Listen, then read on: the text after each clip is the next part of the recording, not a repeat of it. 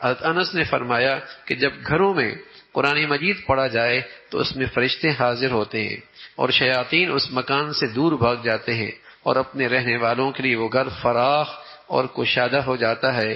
اس میں خیر اور بھلائی زیادہ ہو جاتی ہے، شر اور فساد کم ہو جاتا ہے. اور جب گھر میں قرآن مجید نہ پڑھا جائے تو اس میں شیاطین حاضر ہوتے ہیں اور فرشتے اس مکان سے دور بھاگ جاتے ہیں اور رہنے والوں کے لیے وہ گھر تنگ اور چھوٹا ہو جاتا ہے. اس میں خیر و برکت کم ہو جاتی ہے، شر و فساد زیادہ ہو جاتا ہے. یہ ہے گھروں میں بندش کی وجہ.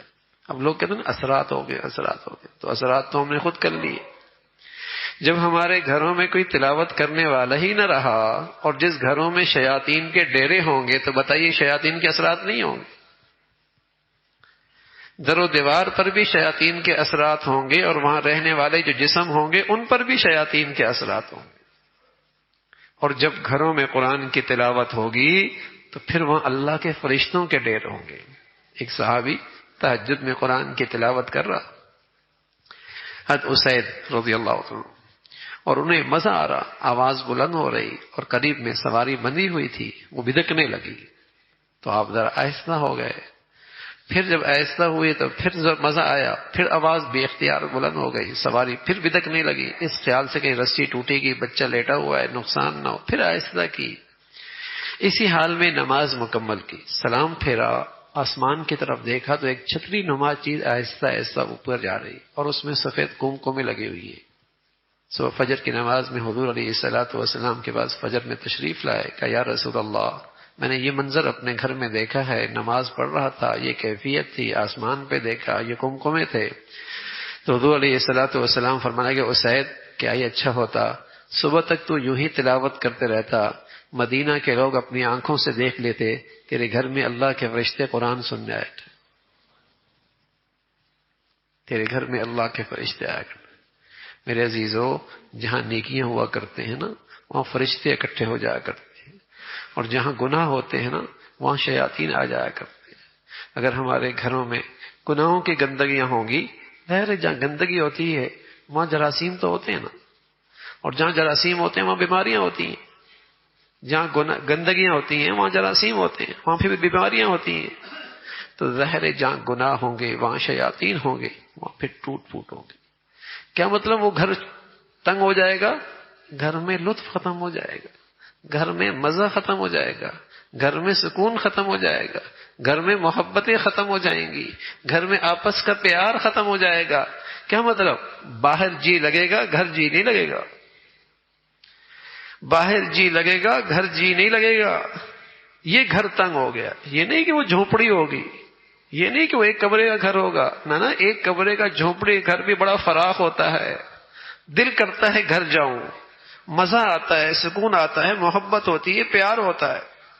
اور جب گناہوں کی نحوست ہوتی ہے، محل نما گھر ہیں، ہاں جسے کہیں کہ کنالوں کے کنال پہ گھر ہیں، لیکن نہ محبت ہے، نہ سکون ہے، نہ چین ہے، نہ ایک دوسرے کا بیٹھنے کا دل کرتا ہے، نہ ایک دوسرے سے بات کرنے کا دل کرتا ہے.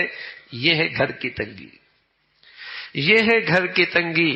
اور بھائی اللہ کے نبی کا ارشاد ہے کہ جب گھروں میں قرآن نہیں ہوگا تو یہ ہوگا، اور ہو رہا ہے. جب گھروں میں تلاوت قرآن نہیں ہوگی تو یہ ہوگا اور ہو رہا ہے. کوئی ایسا فلسفہ نہیں کہ زمین پہ ایسا فلسفے پر کوئی منظر نظر نہ آ رہا ہو، ہر جگہ نظر آ رہا. اور جہاں قرآن کی تلاوت ہوگی وہاں خیر و برکت ہوگی، وہاں نور ہوگا، وہاں سکون ہوگا. تو بھائی کیا ہی اچھا ہے.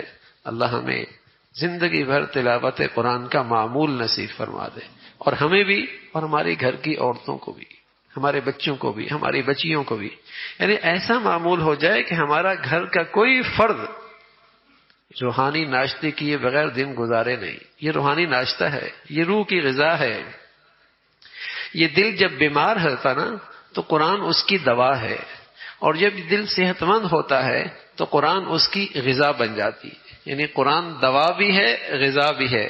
بیماروں کے لیے اس میں علاج ہے، اس سے دل میں رقت اور نور پیدا ہوتا ہے. اور جب صحت مل جاتی ہے تو تلاوت قرآن کے بغیر مزہ ہی نہیں آتا، تلاوت قرآن کے بغیر چین ہی نہیں آتا. غذا جو ہے، ناشتہ نہ ہو، دوپہر کھانا نہ ہو، رات کھانا نہ ہو، بھوک تو لگتی ہے، ایسی جب صحت مند آدمی ہو جاتا ہے تلاوت قرآن اس کی غذا بن جاتی ہے، اس کے بغیر دن میں مزہ ہی نہیں آتا. تو آدمی ایک معمول بنا لے. ہم یہ نہیں کہتے آپ پہلے دن ہی 2 سپارے پڑھ لیں، 5 سپارے. آپ بے شک 1 پاؤ پڑھ لیں، پھر آدھا پاؤ کر دیں، پھر آدھا سپارہ کر دیں، پھر 3 پاؤ کر دیں. 1 سپارہ کم از کم ایک مسلمان کا روزانہ کا معمول ہو. کتنی دیر لگتا ہے؟ یعنی ناظرہ پڑھنے والا بھی آدھا گھنٹے میں پڑھ لیتا ہے. 15 منٹ صبح پڑھ لے، 15 منٹ رات کو سونے سے پہلے پڑھ لے. ارے میاں 24 گھنٹوں میں کیا میرے پاس آدھا گھنٹہ بھی تلاوت قرآن کے لیے نہیں ہے؟ آدھا گھنٹہ بھی نہیں ہے. تو اگر روزانہ اگر 1 سپارہ بھی ہو جائے، شروع آپ بے شک پاؤ سے کریں، آدھا سپارے سے کریں، لیکن معمول ہو مہینے میں 1 قرآن ختم ہو جائے. اور یہی ہمارے گھر کی عورتوں کا معمول بن جائے. برکت ہوگی، رحمت ہوگی، آپ اپنے اندر تازگی محسوس کریں گے، توانائی محسوس کریں گے. یہ توانائی ہے، طاقت ہے. آپ اپنے اندر ہمیشہ تازگی محسوس، یہ غذا ہے، یہ نہیں ملے گی آدمی اندر سے مرجھا جائے گا. آدمی اندر سے مرجھا جائے گا. تو اس کو ہم اپنی زندگی کا معمول بنائیں. اور جو کچھ خوش نصیب ہے وہ زیادہ معمول بنا لیتا ہے، اور اچھی بات ہے.